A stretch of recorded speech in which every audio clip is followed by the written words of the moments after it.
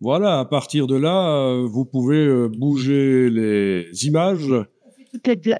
Non, on va pas faire toutes les pages, hein, vous avez compris comment ça marche. Ben alors regardez la suite, moi je vais travailler seulement sur le calque images flottantes. Donc les images sont accessibles, c'est vrai qu'on peut les bouger. Donc le texte coule d'une page à l'autre. Si on ajoute du texte, un paragraphe entre deux paragraphes, c'est pas un problème. Par contre, les images, dans ce cas de figure ici, les images ne bougent pas. Il est possible de faire bouger les images avec le texte, mais c'est plus compliqué. Dans un premier temps, on les met flottantes comme ça, c'est bien. Donc, au niveau mise en page, vous pouvez tester aussi des choses différentes. Il n'est pas interdit de faire ceci, par exemple, de prendre l'image comme ça, d'agrandir le bloc comme ça, vous voyez. Je vais peut-être changer la couleur du calque parce qu'on voit pas bien. Là. C'est vert, on voit pas bien. Je vais aller double-cliquer à droite du nom du calque ici pour le mettre dans une couleur plus visible. Voilà, magenta. Ok, il est magenta là. Vous le voyez, ça c'est le bloc image hein, que je viens d'agrandir avec la flèche noire pour qu'il aille sur deux colonnes. Et puis je demande objet, ajustement, remplir le bloc proportionnellement. Voilà. Donc on commence à faire des mises en page plus intéressantes. Il y a juste un problème, c'est que dans ce cas-ci, le tune ma cigogne, il n'apparaît pas. Donc, soit il faut que j'agrandisse le bloc avec la flèche noire, soit je double-clique pour aller au niveau du contenu et je le bouge avec la touche Shift enfoncée, je le bouge. Voilà. Allez-y, testez. Donc, des ajustements comme ça, c'est normal. C'est tout à fait normal qu'il y ait des ajustements. Donc, je vais revenir en arrière pour vous montrer tout ce que je viens d'expliquer. Voilà.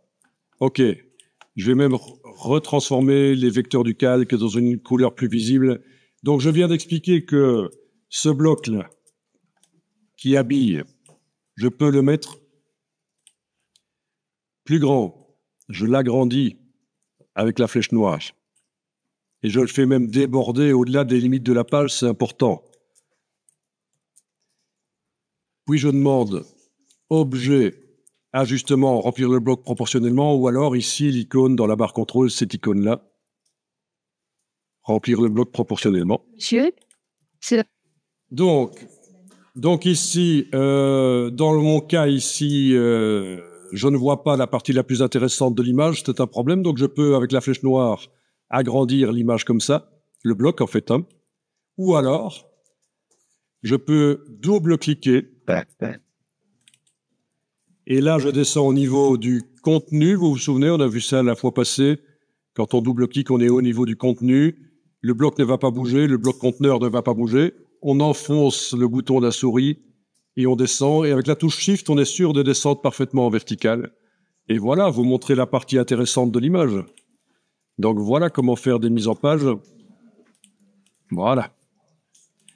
Donc le fait de faire aller les images jusqu'au bord de la page, c'est très intéressant au niveau mise en page. Et donc la suite, c'est d'ajouter du texte, ajouter des images. Et oui, vous pouvez tester, vous pouvez aller chercher d'autres images, les amener, les faire peut-être sur 3 colonnes même. Il n'y a pas de problème. Allez, je vais aller chercher une image, vite fait. Donc, je vais aller chercher l'image d'un requin, je vais le taper en français, voilà, requin. Je suis dans Bing, ok, image, filtre, licence Creative Commons. Vous n'êtes pas obligé, dans le cadre scolaire, de prendre des images qui sont pas sous droit d'auteur, mais voilà. Qu'est-ce qu'on a ici? Ok. J'enregistre l'image dans le dossier d'aujourd'hui. Dans InDesign, je vais éventuellement déjà créer le bloc. Et je le fais déborder. Regardez, ça, je fais déborder comme ça. Mais c'est des mises en page que vous connaissez, que vous avez déjà vues. Ce genre de choses. Et dans le bloc, je vais importer le requin. Objet, ajustement, remplir le bloc proportionnellement s'il faut. Et voilà, ça fait ce genre de mise en page. Et alors, il faudrait enclencher l'habillage pour que le texte qui est en dessous actuellement, qui n'est pas visible, mais ne soit pas caché. Il faut que l'image pousse le texte. Voilà. Et j'ai même la marge d'habillage du dessous pour que le texte ne colle pas à l'image. Tout ça, ça devient un peu plus intéressant, une point de vue mise en page.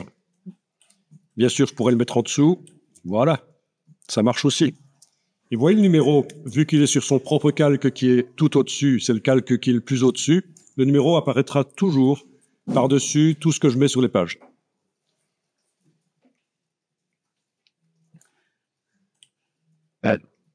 Alors, il y avait quelque chose à faire quand vous avez collé le texte, attention, parce qu'il y a des paragraphes vides, vous vous souvenez? Édition, rechercher, remplacer.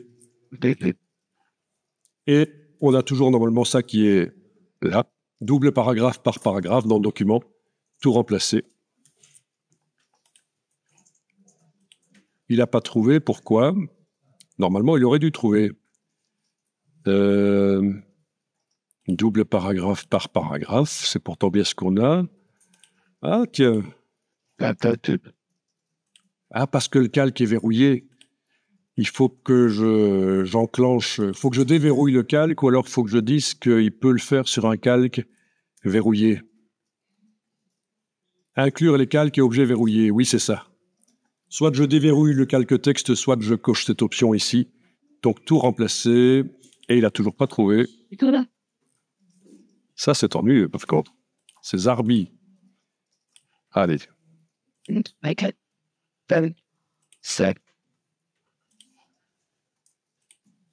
Ah, en déverrouillant le calque texte, finalement, il a bien voulu. Voilà. Le remplacement des doubles paragraphes par un seul. Voilà.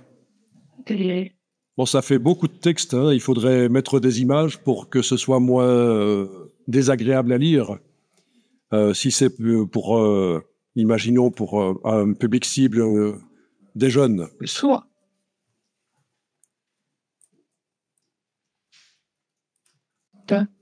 Alors, pour la suite, quand vous allez appliquer ce qu'on a appris là, ce qui serait intéressant, c'est de s'inspirer de magazines existants. Donc, ici, par exemple, bien sûr, on peut prendre des vrais magazines. Vous allez voir dans une librairie, vous en achetez si vous en récupérez chez Tata, grand-mère.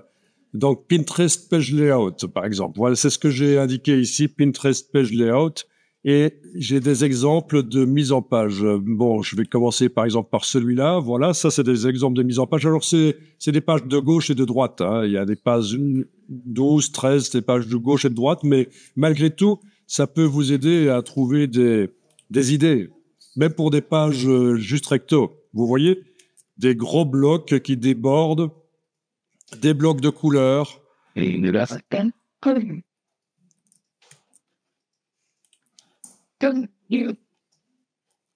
Ceci, voilà, il y a plein de choses intéressantes. Ceci, c'est intéressant, hein, juste des blocs tournés.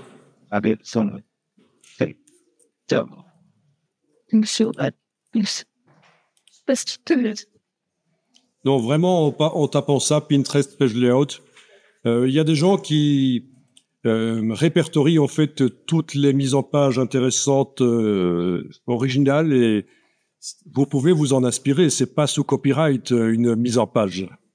C'est pas interdit, c'est pas sous copyright. Vous pouvez très bien vous en inspirer de ces mises en page. Il y en a des milliers. Et alors, en fonction du sujet qu'on veut traiter, c'est parfois des mises en page un peu différentes. Voyons, qu'est-ce qu'on veut traiter? Par exemple, les jardins. Donc, je vais ajouter garden. Est-ce qu'il va me montrer des mises en page avec des jardins? Non, il veut pas, là. Ah, un peu. Je vais juste mettre Page Layout Garden. Et je vais ajouter InDesign Page Layout et on va voir. OK, InDesign Page Layout Garden, ça marche. InDesign Page Layout, ça veut dire mise en page. Et vous ajoutez ce que vous cherchez, Garden dans ce cas-ci. Je vais regarder ce qu'il y a comme mise en page, qu'est-ce qu'il propose comme mise en page pour tout ce qui est jardin. Alors là, c'est une mise en page particulière parce que les images, ils ne les font pas aller jusqu'au bord des pages. C'est une autre manière de faire des mises en page. c'est nouveau. On ne fait plus aller jusqu'au bord des pages les images. Ça donne un genre, un peu mode en fait, hein, un peu fashion. Les magazines de mode sont beaucoup comme ça maintenant. Sinon, qu'est-ce que j'ai d'autre comme mise en page ici? Il n'y en a pas énormément. Ah là, en voilà une. Voilà, et là, les images vont jusqu'au bord. Si vous faites aller les images jusqu'au bord, faites-les bien aller au-delà. Comme on a fait dans la mise en page ici, vous allez voir, c'est important. Ne les faites pas pile poil sur le bord, ça n'ira pas pour la suite. Donc si vous faites ça, c'est pas bon.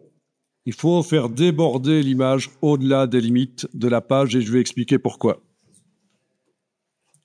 Ok, donc j'en étais là. Qu'est-ce qu'on aurait d'autre comme, par exemple, fashion, voilà, justement, les magazines de mode.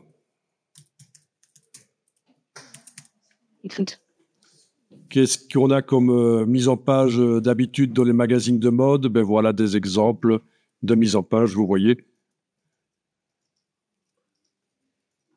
Comme je vous disais, les images ne vont pas jusqu'au bord. Avant, on ne faisait pas ça, hein. Il y a encore 2-3 ans, c'était très rare quand on voyait des images qui n'allaient pas jusqu'au bord. Mais maintenant, ça se fait. Voilà. Des images qui ne vont pas jusqu'au bord. Par contre, les fonds colorés vont au-delà de... Pas toujours, mais il y en a qui y vont. Et vraiment, inspirez-vous de ça. Alors, et alors suivant le secteur, en fait, la manière de faire la mise en page n'est pas la même. Ce sera parfois très sobre, moins c'est rempli du remplissage, plus c'est haut de gamme. Voilà. Typiquement un exemple, une voiture haut de gamme, eh bien, ils ont fait des grands espaces vides. Il y a des grands espaces vides.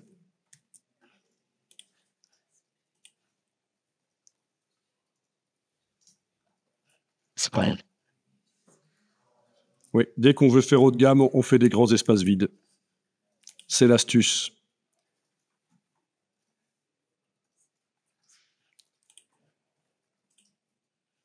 Bon, c'est des doubles pages, mais on peut s'en inspirer pour faire des simples pages.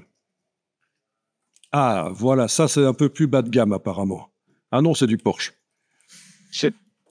Enfin, par rapport à celle qu'on a vue avant, c'est plus premium, on va dire. Mais donc là, ça fait plus remplissage, en fait, là. Moins d'espace vide.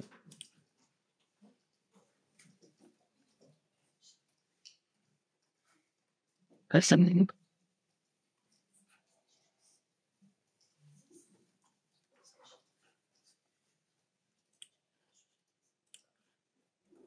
Parfois, c'est un exercice qu'on fait dans InDesign où on prend un magazine et on refait la mise en page, mais avec des images et des contenus différents. Et c'est pas un problème puisqu'il n'y a pas de copyright, il n'y a pas de droit d'auteur sur les mises en page. Vous voyez, donc des choses très intéressantes avec des blocs en couleur qui passent derrière le texte, un bloc en couleur transparent qui passe derrière le texte et devant l'image.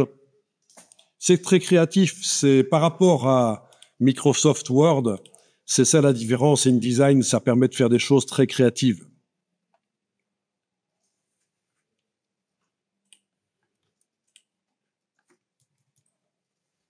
Ah oui, pour la cuisine, souvent beaucoup de vide, parce que ça fait propre. Ça fait propre. Le vide. On aurait tendance à vouloir tout remplir pour ne pas gâcher, mais en fait, le vide est très important en mise en page. Vous voyez, beaucoup de vide. On n'hésite pas. Et alors aussi, quelque chose qu'on n'a pas encore fait, c'est espacer les lignes, l'interlignage, augmenter l'interlignage. Ça aussi, c'est intéressant, ça donne un côté plus haut de gamme quand on augmente l'interlignage. Mais on n'a pas encore vraiment travaillé le texte dans les paragraphes. Donc tout ça pour dire, oser faire du vide. Alors, vous allez dire, mais comment est-ce qu'on pourrait faire du vide ici? Comment est-ce qu'on pourrait faire du vide? Ben, éventuellement, avec des blocs qui sont vides et qui se superposent, éventuellement. Ouais. Un bloc qui se superpose en mode habillage. Voilà. Ça repousse à la colonne suivante. Voilà.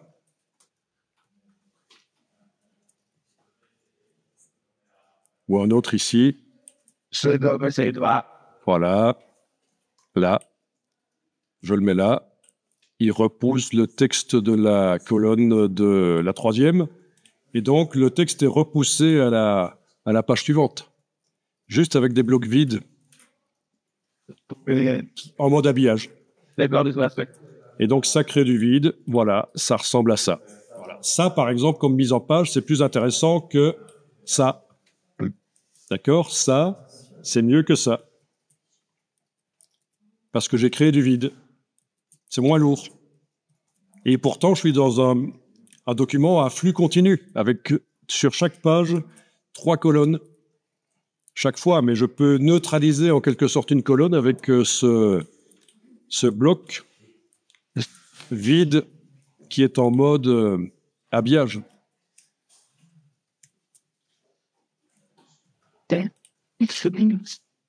Voilà. Vous savez quoi, le bloc là qui sert à repousser le texte? Vous le voyez? L'affaire du vide. Je vais le mettre en couleur. Je vais aller lui mettre dans le nuancier, fenêtre couleur, nuancier, aller lui mettre une couleur, voilà, par exemple jaune, transparent comme ça, voilà. Pas transparent, mais jaune. Je vais lui mettre de la transparence. Oui, jaune avec de la transparence. Ici, la transparence. Comme ça, je le vois. Je vois qu'il est là. Vous voyez?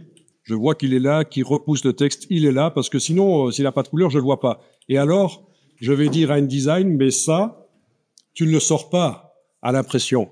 C'est juste pour m'aider pour la mise en page. Et puis ça, c'est dans Fenêtre, Sortie, Options d'objet. Fenêtre, Sortie, Options d'objet. On a la possibilité, quand cet objet-là est sélectionné, d'aller dire qu'il n'est pas imprimable, non imprimable. Voilà. Ah, mais il disparaît de l'affichage quand on est en affichage aperçu. Voilà, pas quand on a un affichage normal. Donc, je vais le supprimer et recommencer tout. Donc, il s'agit sur le calque image flottante d'aller créer un bloc avec, par exemple, le bloc à diagonale. Voilà, je le trace. Tu le vois? Dans la palette habillage de texte, je dis que il habille. Donc, il repousse le texte à la page suivante. Je lui donne une couleur de fond, par exemple du jaune. Voilà. Je vais régler sa transparence, par exemple par ici, ou par objet, effet, transparence, objet, effet, transparence. On a aussi le curseur transparence. C'est la même chose que dans la barre contrôle du dessus. Voilà. OK. Donc là, même quand il n'est pas sélectionné, je vois qu'il est là. D'accord? Et alors, ce que j'ai dit, c'est que je vais quand même pas sortir le jaune transparent là à l'impression. Hein. Donc, je suis allé chercher, pendant que le bloc est sélectionné, là, je suis allé chercher Fenêtre, Sortie, Options d'objet. Fenêtre, Sortie, Options d'objet. Et j'ai dit, tiens, tu ne l'imprimes pas. Non imprimable.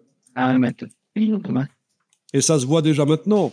Quand je suis en affichage normal, je le vois. Si je passe en affichage aperçu qui me simule un peu l'impression, il n'est pas là. Normal. Aperçu. Et alors, bien sûr, ce bloc, on n'est pas obligé de chaque fois refaire l'opération. Je peux faire ceci. Je le sélectionne, édition, copier. Je vais sur la page suivante. Édition, coller. Et le voilà, et je le redimensionne. Donc, il ne faut pas chaque fois refaire, en fait. Hein. Il ne faut pas chaque fois refaire toute l'opération. On peut copier-coller le bloc sur différentes pages. Esquinta.